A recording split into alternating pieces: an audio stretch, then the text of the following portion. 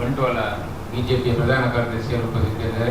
ತಮಗೆಲ್ಲರಿಗೂ ಮೊದಲೊಮ್ಮೆ ಸ್ವಾಗತಿಸಿದ ಈ ಪತ್ರಿಕಾಗೋಷ್ಠಿಯನ್ನು ಕ್ಯಾಪ್ಟನ್ ನಮ್ಮ ರಾಜ್ಯ ಸರ್ಕಾರದ ವಿರುದ್ಧ ಒಂದು ಪ್ರತಿಭಟನೆಯನ್ನು ಅವಿಭಜಿತ ದಕ್ಷಿಣ ಕನ್ನಡ ಜಿಲ್ಲೆಯ ಎಲ್ಲ ಪಂಚಾಯತ್ಗಳ ಮುಂದೆ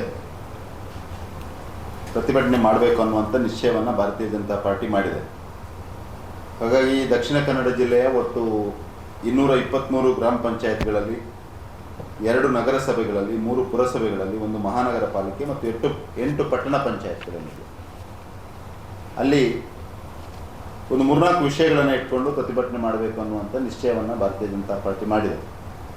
ಈ ಎಲ್ಲ ವಿಷಯಗಳ ಬಗ್ಗೆ ಕಳೆದ 2 ವರ್ಷದಿಂದ ನಮ್ಮ ಜನಪ್ರತಿನಿಧಿಗಳು ವಿವಿಧ ಫೋರಂಗಳಲ್ಲಿ, ಅದು KDP ಸಭೆಗಳಿರ್ಬೋದು, ವಿಧಾನಸಭೆಯ ಅಧಿವೇಶನಗಳಲ್ಲಿರ್ಬೋದು, ಅಥವಾ ಸಂಬಂಧಪಟ್ಟ ಅಧಿಕಾರಿಗಳ ಹತ್ರ ಇರ್ಬೋದು, ಸಚಿವರುಗಳ ಹತ್ರ ಇರ್ಬೋದು, ವಿವಿಧ ಹಂತದ ಮನವಿಗಳನ್ನು ಮಾಡಿದ್ದಾರೆ, ಒತ್ತಾಯಗಳನ್ನು ಮಾಡಿದ್ದಾರೆ. ಆದರೆ ಯಾವುದೇ ರೀತಿಯಲ್ಲಿ ಇದು ಸರಿಯಾಗುವಂಥ ಲಕ್ಷಣಗಳು ಕಾಣ್ತಾ ಇಲ್ಲ. ಹಾಗಾಗಿ ಜನರನ್ನು ಜೋಡಿಸಿಕೊಂಡು ಜನಾಗ್ರಹವನ್ನು ಮಾಡಿದರೆ ಪ್ರಾಯಶಃ ಸರ್ಕಾರ ಒಪ್ಪಿಕೊಳ್ಬೋದು ಅನ್ನುವಂಥ ದೃಷ್ಟಿಯಿಂದ ಈ ಪ್ರತಿಭಟನೆಗೆ ನಾವು ಕೈ ಹಾಕಿದ್ದೇವೆ. ಪ್ರಮುಖವಾಗಿ ಒಂದು 9/11ನ ನಮೂನೆ ಸಮಸ್ಯೆ ಇದು ತುಂಬ ಗ್ರಾಮ ಪಂಚಾಯತ್ಗಳಲ್ಲಿ ಈಗ ತುಂಬ ಅರ್ಜಿಗಳು ಧೂಳು ಹಿಡಿತಾ ಕೂತ್ಕೊಂಡಿದೆ. ಜನಸಾಮಾನ್ಯರಿಗೆ ಒಂದು ವಾಸ್ತವ್ಯದ ಮನೆ ನಿರ್ಮಿಸಲು ವಿನ್ಯಾಸದ ನಕ್ಷೆ ಅಂತ ಏನು ಹೇಳ್ತೇವೆ, ಅದಕ್ಕೆ ಪ್ರಾಧಿಕಾರಕ್ಕೆ ಹೋಗುವಂಥ ಪರಿಸ್ಥಿತಿ ಇವತ್ತು ನಿರ್ಮಾಣ ಆಗಿದೆ. ಸಿಂಗಲ್ ಸೈಟ್ಗೆ. ಹಾಗಾಗಿ ನಮ್ಮ ಒತ್ತಾಯ ಇರುವಂಥದ್ದು ಇದನ್ನು ಅತ್ಯಂತ ಸರಳೀಕೃತಗೊಳಿಸಿಕೊಳ್ಬೇಕು. ಸರಳ ಇದ್ದದ್ದನ್ನು ಕಷ್ಟ ಮಾಡಲಿಕ್ಕೆ ಹೊರಟಿದ್ದಾರೆ. ನಾವು ಅತ್ಯಂತ ಸಿಂಪ್ಲಿಫೈ ಆಗಿ ಈ ವ್ಯವಸ್ಥೆಯನ್ನು ನಿರ್ಮಾಣ ಮಾಡಬೇಕು ಮತ್ತು ಜನರಿಗೆ ತೊಂದರೆ ಆಗದ ರೀತಿಯಲ್ಲಿ, ಅಲೆದಾಡುವ ರೀತಿಯಲ್ಲಿ ಆಗಬಾರ್ದು ಅನ್ನುವಂಥದ್ದು ನಮ್ಮ ಆಗ್ರಹ. ಇದೆಲ್ಲದಕ್ಕೂ ಮೂಲ ಏನಂದರೆ ಈ ಸರ್ಕಾರ ಭ್ರಷ್ಟಾಚಾರವನ್ನೇ ತನ್ನ ಅಜೆಂಡಾವಾಗಿ ಇಟ್ಕೊಂಡ ಹಾಗೆ ಕಾಣ್ತದೆ. ಅದಕ್ಕೋಸ್ಕರ ಇದನ್ನು ಇಷ್ಟು ಕಾಂಪ್ಲಿಕೇಟೆಡ್ ಮಾಡಿ ಜನರನ್ನು ಅಲ್ಲಿಂದ ಇಲ್ಲಿ ಓಡಿಸೋದು, ಇಲ್ಲಿಂದ ಅಲ್ಲಿ ಓಡಿಸೋದು, ಈ ರೀತಿ ಮಾಡುವಂಥ ಪರಿಸ್ಥಿತಿ ಮಾಡಿದ್ದಾರೆ. ಹಾಗಾಗಿ ಮೊದಲನೇ ಸಮಸ್ಯೆ 9/11ನ ಸಮಸ್ಯೆಯನ್ನು ಸರಳೀಕೃತಗೊಳಿಸಬೇಕು ಅನ್ನುವಂಥ ದೃಷ್ಟಿಯಿಂದ ನಮ್ಮ ಆಗ್ರಹ ಇರುವಂಥದ್ದು. ಎರಡನೇದು ಅಕ್ರಮ ಸಕ್ರಮ ಅರ್ಜಿಯ ತಿರಸ್ಕಾರ. ಅಕ್ರಮ ಸಕ್ರಮ ಅಥವಾ ಬಗರ್ ಹುಕುಂ ಅಂತ ನಾವೇನು ಕರಿತೀವ, ಇದನ್ನು ಅಕ್ರಮ ಸಕ್ರಮ ಸಮಿತಿ ಅಂತ ಏನು ತಾಲೂಕು ಮಟ್ಟದಲ್ಲಿ ಶಾಸಕರ ನೇತೃತ್ವದಲ್ಲಿ ಏನಿದೆಯಾ, ಆ ಸಮಿತಿಯ ಗಮನಕ್ಕೆ ತರದೆ ಇವತ್ತು ಅಧಿಕಾರಿಗಳು ಅದನ್ನು ಅರ್ಜಿಗಳನ್ನು ತಿರಸ್ಕರಿಸುವಂಥ ಒಂದು ಪ್ರಾಸೆಸನ್ನು ಪ್ರಾರಂಭ ಮಾಡಿದ್ದಾರೆ. ಕನಿಷ್ಠ ಅರ್ಜಿದಾರನಿಗೂ ಗೊತ್ತಿಲ್ಲ, ಅಕ್ರಮ ಸಮಿತಿಯವರಿಗೂ ಗೊತ್ತಿಲ್ಲ, ಸಂಬಂಧಪಟ್ಟವರು ಯಾರಿಗೂ ಗೊತ್ತಿಲ್ಲದೆ ಕೊನೆಗೆ ತಿರಸ್ಕಾರ ಆಗಿದೆ ಅನ್ನುವಂಥದ್ದು ಮಾಹಿತಿ ಇರುವಂಥದ್ದು. ಇದು ನೇರವಾಗಿ ಒಂದು ರೈತ ವಿರೋಧಿ ಕ್ರಮ ಈ ರಾಜ್ಯ ಸರ್ಕಾರದ್ದು ಮತ್ತು ಏಕಪಕ್ಷೀಯವಾಗಿ ಒಂದು ಆಡಳಿತವನ್ನು ನಡೆಸುವಂಥ ಒಂದು ಪ್ರಕ್ರಿಯೆ ಈ ರಾಜ್ಯ ಸರ್ಕಾರಕ್ಕೆ ಬಂದ್ಬಿಟ್ಟಿದೆ. ಅಲ್ಲಿ ಒಂದು ಲೋಕಲ್ ಬಾಡಿ ಇದೆ, ಒಂದು ಶಾಸಕರಿದ್ದಾರೆ, ಅಕ್ರಮ ಸಕ್ರಮ ಸಮಿತಿ ಇದೆ, ಇಷ್ಟೆಲ್ಲ ವ್ಯವಸ್ಥೆಗಳಿರುವಂಥ ಸಂದರ್ಭದಲ್ಲಿ ಯಾರಿಗೂ ಗೊತ್ತಿಲ್ಲದ ರೀತಿಯಲ್ಲಿ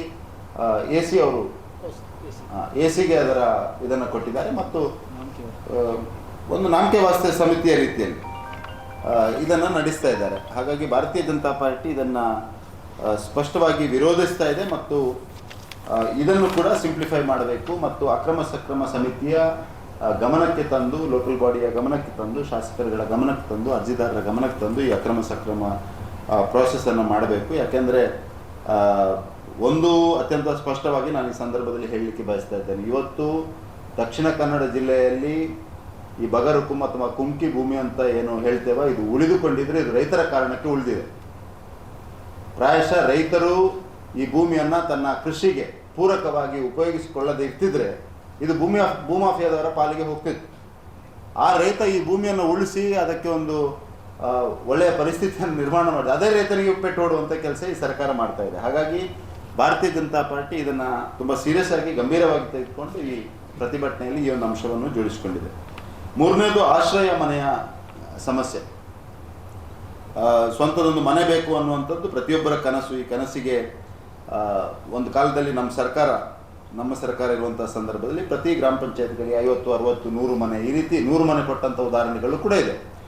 ಆದರೆ ಕಳೆದ 2 ವರ್ಷದಲ್ಲಿ ಯಾವುದೇ ಮನೆಗಳನ್ನು ಕೊಡದೆ, ಆಶ್ರಯ ಮನೆಗಳನ್ನು ಕೊಡದೆ ಒಂದು ವಿಚಿತ್ರ ಪರಿಸ್ಥಿತಿಯನ್ನು ಈ ಸರ್ಕಾರ ನಿರ್ಮಾಣ ಮಾಡಿಕೊಟ್ಟಿದೆ. ಹಾಗಾಗಿ ನಮ್ಮ ಆಗ್ರಹ ಇದೆ, ಪ್ರತಿ ಗ್ರಾಮ ಪಂಚಾಯತಿಗೆ ಕನಿಷ್ಠ 100 ಆಶ್ರಯ ಮನೆಗಳನ್ನು ಈ ಸರ್ಕಾರ ತತ್ಕ್ಷಣ ಸ್ಯಾಂಕ್ಷನ್ ಮಾಡಬೇಕು, ಕೊಡಬೇಕು. ಮತ್ತು ಸಮಾಜದ ಕಟ್ಟಕಡೆಯ ವ್ಯಕ್ತಿಗೆ ಆಶ್ರಯ ಮನೆ ಯೋಜನೆಗಳು ಕೊಡುವಂಥ ಕೆಲಸ ಮಾಡಬೇಕು, ಪ್ರತಿಯೊಬ್ಬರಿಗೂ ಸೂರು ಕೊಡುವಂಥ ಕೆಲಸವನ್ನು ಈ ಸರ್ಕಾರ ಮಾಡಬೇಕು ಅನ್ನುವಂಥದ್ದು ನಮ್ಮ ಆಗ್ರಹ. ಕೊನೆಯದಾಗಿ ವೃದ್ಧಾಪ್ಯ ವೇತನ ಮತ್ತು ಸಂಧ್ಯಾ ಸುರಕ್ಷಾ ಯೋಜನೆಯ ಬಗ್ಗೆ ಈ ಸರ್ಕಾರ ಆದಾಯ ಮಿತಿಯ ಒಂದು ನೆಪವನ್ನು ಒಡ್ಡಿಕೊಂಡು ತುಂಬ ಜನರನ್ನು ಇದರಿಂದ ವಂಚಿತರನ್ನಾಗಿ ಮಾಡುವಂಥ ಪ್ರಯತ್ನವನ್ನು ಮಾಡ್ತಾ ಇದೆ. ಇದರ ಡೇಟಾವನ್ನು ನಾನು ಈಗಾಗಲೇ ಜಿಲ್ಲಾ ಕಚೇರಿಗಳಲ್ಲಿ ಕೇಳಿದ್ದೇನೆ ಮತ್ತು ಈ ಡೇಟಾವನ್ನು ತೆಗೆದುಕೊಂಡು ಕೂಡ ನಾವು ಮುಂದಿನ ದಿವಸದಲ್ಲಿ ಸಂಬಂಧಪಟ್ಟವರ ಜೊತೆ ಮಾತನಾಡಲಿಕ್ಕೂ ಪ್ರಯತ್ನವನ್ನು ಮಾಡ್ತೇವೆ. ಬಟ್ ನೇರವಾಗಿ ಈ ಸರ್ಕಾರ ತನ್ನ ಆಡಳಿತದ ವೈಫಲ್ಯವನ್ನು ಮತ್ತು ತನ್ನ ರೆವೆನ್ಯೂ ಅಲ್ಲಿ ಒಂದು ಸೋರುವಿಕೆ ನಡೀತಾ ಇದೆ, ಭ್ರಷ್ಟಾಚಾರ ನಡೀತದೆ, ಇದನ್ನು ಮ್ಯಾಚ್ ಮಾಡಲಿಕ್ಕೋಸ್ಕರ ಈ ರೀತಿಯ ಸೋಷಲ್ ಸೆಕ್ಯೂರಿಟಿ ಬೆನಿಫಿಟ್ಸ್ ಏನಿದೆಯಾ ಅದರಿಂದ ಜನರನ್ನು ವಂಚಿತಗೊಳಿಸುವಂಥ ಪ್ರಯತ್ನವನ್ನು ಮಾಡ್ತಾ ಇದೆ. ಈಗಾಗಲೇ ಅದರ ಆದೇಶ ಕೂಡ ಅವರು ಹೊರಡಿಸಿದ್ದಾರೆ. ಜೂನ್ 6ಕ್ಕೆ ಪ್ರಾಯಶಃ ಆದಾಯ ಮಿತಿಯ ಇದನ್ನು ರಿವ್ಯೂ ಮಾಡಿ ಈ ಸಂಧ್ಯಾ ಸುರಕ್ಷಾ ಮತ್ತು ವೃದ್ಧಾಪ್ಯ ವೇತನವನ್ನು ಕೊಡಬೇಕು ಅನ್ನುವಂಥ ಪ್ರಯತ್ನವನ್ನು ಮಾಡ್ತಾ ಇದ್ದಾರೆ. ಕೊನೆಯದಾಗಿ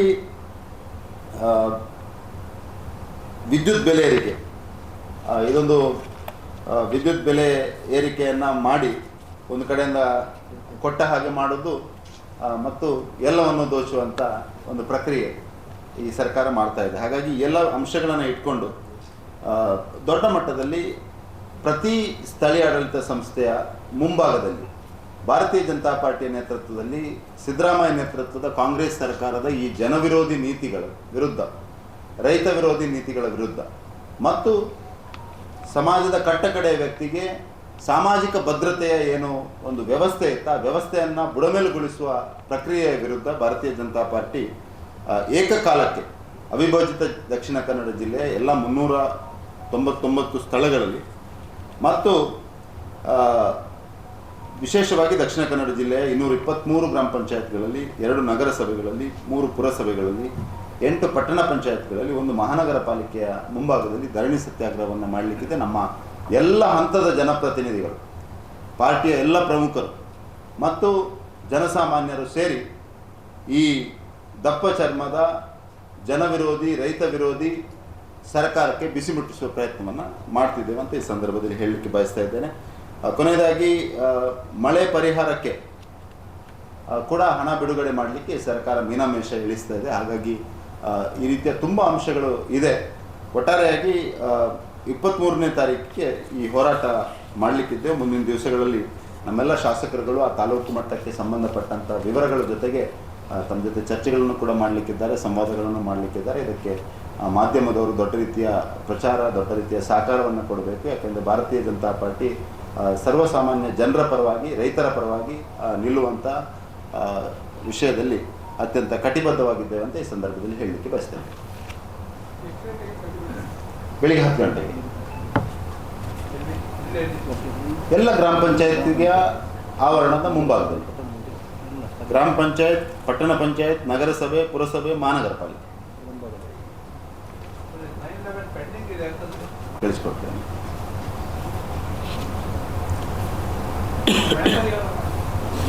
ಮಳೆ ಪರಿಹಾರ ಬರ್ತಾ ಇಲ್ಲ.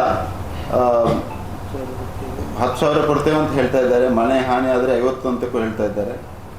ಬಟ್ ಯಾವುದೂ ಪರಿಹಾರ ಬರ್ತಾ ಇಲ್ಲ. ಇದರ ಬಗ್ಗೆ ಕೂಡ ಒಂದು ರಿವ್ಯೂವನ್ನು ಮಾಡಬೇಕಂತ ಇದೆ. KDP ಸಭೆಯನ್ನು ಉಸ್ತುವಾರಿ ಸಚಿವರು ಕರೆದಿದ್ದಾರೆ. ಆ ಸಂದರ್ಭದಲ್ಲೂ ಕೂಡ ನಾವು ಇದನ್ನು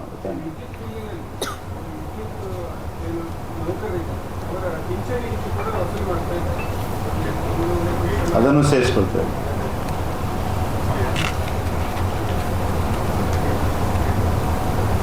ಓಕೆ, ಥ್ಯಾಂಕ್ ಯು.